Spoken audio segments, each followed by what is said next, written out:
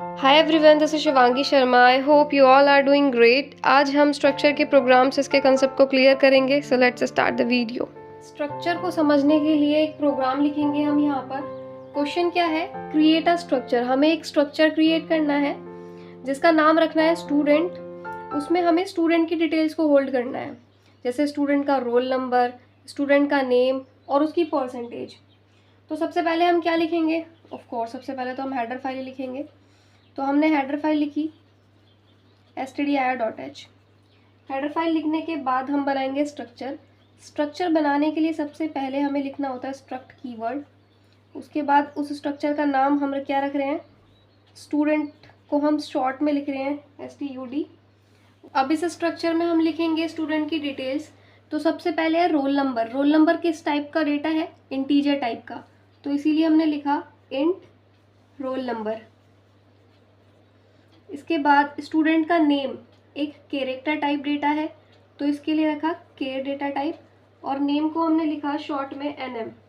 Size इसका suppose that मैंने पास किया 50। इसके बाद हमें उसकी परसेंटेज भी कैलकुलेट करनी है। परसेंटेज हमारी पॉइंट्स में आती है और पॉइंट्स के लिए हम यूज़ करते हैं फ्लोट डेटा टाइप का। तो हमने यहाँ फ्लोट डेटा टाइप लिखा परसेंटेज वेरिएबल के लिए। इसके बाद ये स्ट्रक्चर हमारा यहाँ पर कंप्लीट होता है। अब आते हैं इसके मेन सेक्शन में। ये हमने स्ट्रक्चर बना दिया। इसके बाद हमने लिखा अपना मेन फंक्शन। अब परसेंटेज को कैलकुलेट करने के लिए हमारे पास सब्जेक्ट्स के मार्क्स होने चाहिए। तो सबसे पहले हम सब्जेक्ट्स को डिक्लेयर करते हैं, जो कि फ्लोट टाइप हम रखेंगे। और सपोज दैट मैंने सब्जेक्ट रखा S1, दूसरा सब्जेक्ट S2 और थर्ड सब्जेक्ट रखा S3। इसके बाद सबसे पहले हम क्या कहेंगे? सबसे पहले हम printf में लिखते हैं आउटपुट स्क्रीन पर प्रिंट होकर क्या मिले? Enter the roll number. सबसे पहले हम स्टूडेंट के रोल नंबर एंटर कराएंगे। अब रोल नंबर को यूज़र से इनपुट लेने के लिए स्कैनफ का यूज़ करते हैं। %d इसीलिए क्योंकि इंटीजर टाइप डेटा हम ले रहे हैं।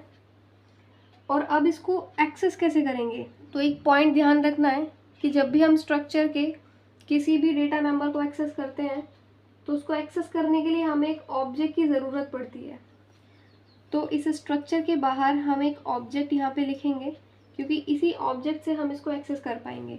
इसीलिए हमने सेमीकोलन यहाँ पे नहीं लिखा था, क्योंकि एक ऑब्जेक्ट के बिना हम किसी डेटा मेंबर को एक्सेस ही नहीं कर पाएंगे। इस रोल नंबर को एक्सेस करेंगे कुछ इस तरीके से, ऑब्जेक्ट डॉट रोल नंबर। हमने पढ़ा था कि डॉट ऑपरेटर से हम किसी भी डेटा मेंबर को एक्सेस कर सकते हैं। तो सबसे पहले हम यूज़र से रोल नंबर इनपुट लेंगे।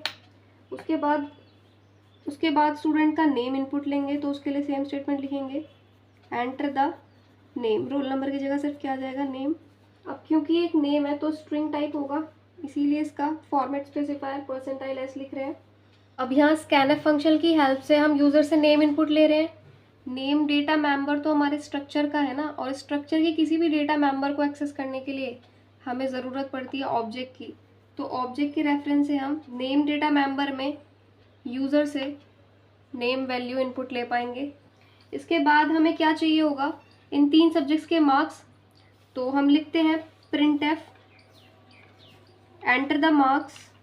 सबसे पहला सब्जेक्ट सपोज मैंने कंप्यूटर का लिया, तो enter the marks of computer. Scanf की हेल्प से वो मार्क्स हम यूज़र से इनपुट ले पाएंगे। क्योंकि ये सब्जेक्ट फ्लोट टाइप है तो यहाँ पे %f लिखेंगे हम। एड्रेस ऑफ S1 पर कंप्यूटर के मार्क्स स्टोर हो जाएंगे। वैसे ही 2 और सब्जेक्ट्स के मार्क्स लेंगे, बस चेंज कहाँ पे आएगा? सब्जेक्ट के नाम में। तो एंटर द मार्क्स ऑफ दूसरा सब्जेक्ट सपोज मैंने लिया मैथ्स। स्कैनफ की हेल्प से वो मार्क्स हम इनपुट ले पाएंगे %f। एड्रेस ऑफ वो दूसरे वेरिएबल में स्टोर हो जाएगा S2। फिर printf थर्ड सब्जेक्ट के मार्क्स ले लेते हैं इसी तरीके से। हाँ, आई एम सॉरी, कैमरे से थोड़ा सा बाहर चला गया। तो यहाँ पर हमने 3 सब्जेक्ट्स के मार्क्स यूज़र से इनपुट लिए हैं। इन तीनों सब्जेक्ट्स के मार्क्स इनपुट लेने के लिए हमने कोई ऑब्जेक्ट यूज़ नहीं करा, क्योंकि ये हमारे स्ट्रक्चर के मेंबर वेरिएबल नहीं है। इनको तो हम डायरेक्टली एक्सेस कर सकते हैं। अब हमारे पास तीनों सब्जेक्ट्स के मार्क्स आ चुके हैं, तो अब कैलकुलेट करते हैं इसकी परसेंटेज। तो परसेंटेज को कैलकुलेट करने के लिए हमने इसका फॉर्मूला लिखा, जिसमें हमने तीनों सब्जेक्ट्स के मार्क्स को सम किया और सम करके हमने उसको 3 से डिवाइड कर दिया। एक्चुअली एवरेज का फॉर्मूला होता है, सेम कैलकुलेट करके देगा ये रिजल्ट। और क्योंकि परसेंटेज हमारा कौन सा मेंबर वेरिएबल था, स्ट्रक्चर का। और स्ट्रक्चर के मेंबर वेरिएबल को एक्सेस करने के लिए हमें उसका ऑब्जेक्ट यूज़ करना पड़ता है, यानी ऑब्जेक्ट के थ्रू ही हम उसको एक्सेस कर सकते हैं। तो ob.परसेंटेज हमने लिखा है यहाँ पे। अब इसके बाद हम आउटपुट स्क्रीन पर चाहते हैं कि रोल नंबर प्रिंट होकर मिले, तो लिखेंगे प्रिंट एफ स्टेटमेंट और यहाँ स्लैश n भी लिख देते हैं ताकि हमें नेक्स्ट लाइन में मिले प्रिंट होकर। तो हमने लिखा रोल नंबर। रोल नंबर कैसा है, इंटीजर टाइप है, तो परसेंटाइल डी लिखेंगे।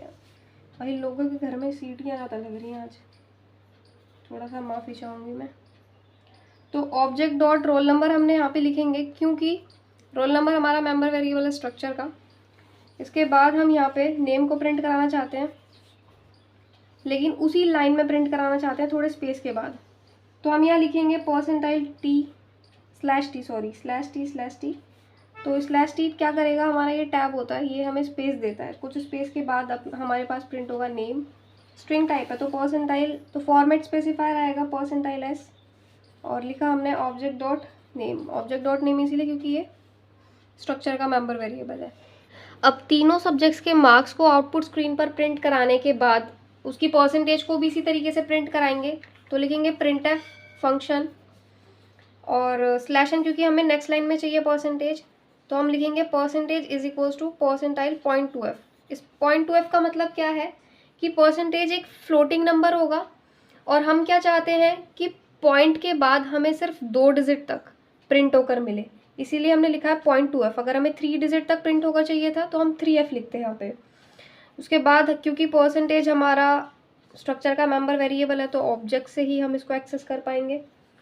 अब यहाँ रिटर्न 0 से वापस आ जाते हैं और हमारा प्रोग्राम होता है ख़त्म। तो सबसे पहले इस प्रोग्राम में हमने एक स्ट्रक्चर बनाया स्टूडेंट नाम से, जिसमें डेटा मेंबर रखे, रोल नंबर, नेम, परसेंटेज, तीनों का डेटा टाइप अलग अलग था। इसके बाद हमने मेन सेक्शन के अंदर 3 सब्जेक्ट्स को डिक्लेयर करा। तीनों सब्जेक्ट्स को डिक्लेयर करने के बाद हमने उन तीनों सब्जेक्ट्स के मार्क्स यूज़र से इनपुट लिए, प्लस हमने रोल नंबर और नेम भी यूज़र से इनपुट लिए। इसके बाद जो भी हमने यूज़र से इनपुट लिया वो हमने आउटपुट स्क्रीन पर प्रिंट कराया। सबसे पहले रोल नंबर, फिर नेम, फिर तीनों सब्जेक्ट्स के मार्क्स, इसके बाद लास्ट में परसेंटेज। एक बार देख लेते हैं आउटपुट स्क्रीन पर हमें क्या प्रिंट होकर मिलेगा। स्क्रीन पर हमें ये प्रिंट होकर मिलेगा। अब सबसे पहले रोल नंबर, सपोज मैंने 11 इनपुट लिया यूज़र से, नेम मैंने इनपुट लिया इशू, कंप्यूटर के मार्क्स मैंने इनपुट लिए सपोज दैट 78.14, फिर मैथ्स के मार्क्स इनपुट लिए 84.32 और इंग्लिश के मार्क्स मैंने इनपुट लिए 91.33। तो रोल नंबर हमें प्रिंट होकर मिलेगा 11, नेम हमें प्रिंट होकर मिलेगा इशू।